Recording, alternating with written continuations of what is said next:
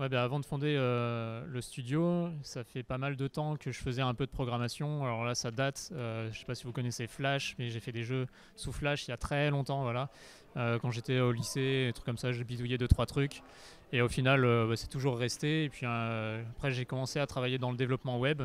Et au bout d'un moment donné, c'est pas un truc qui me plaisait. Je voulais vraiment de l'interactivité. Et c'est là où j'ai commencé à décider de créer une boîte en fait de développement de jeux.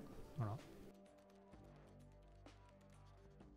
Alors effectivement, je suis directeur technique, mais aussi du coup, je m'occupe de la partie business, je m'occupe de la partie ressources humaines aussi, je m'occupe des recrutements aussi, je fais de la programmation aussi, donc j'arrive à trouver un peu de temps pour faire tout ça. Et directeur technique, en gros, c'est veiller à ce que le jeu fonctionne en final dans les délais ou qu'il fonctionne bien, quoi, que ça tourne.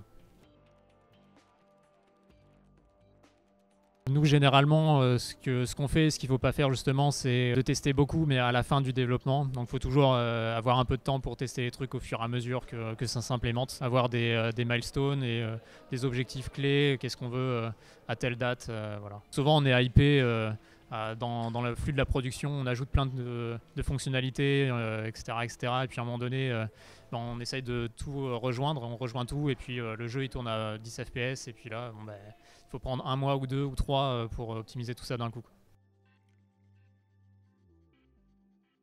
Moi j'ai commencé, on était effectivement trois au tout début, donc on était tous les trois dans dans la production, développement, voilà, artistique et programmation tout ça. Et au fur et à mesure, quand on a commencé à devoir, enfin dû employer des personnes, alors on commence à grossir et c'est là où en fait on apprend plus de choses et c'est pas forcément plus d'expérience dans le développement, mais plus d'expérience dans comment on gère un projet jusqu'à la fin en final pour que ça tienne la route et pour gérer les budgets et choses comme ça. Parce qu'au début on est trois, ça va si les budgets sont pas très hauts, mais quand on est commencé à arriver à 8, 9 et là maintenant 20, on sait que si on n'a pas un chèque chaque mois, c'est chaud quoi.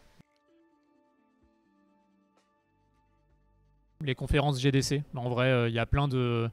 Ça apporte pas forcément des solutions très techniques, mais par contre, ça apporte des mots-clés. Et si on veut après pousser les mots-clés, c'est plutôt cool, quoi.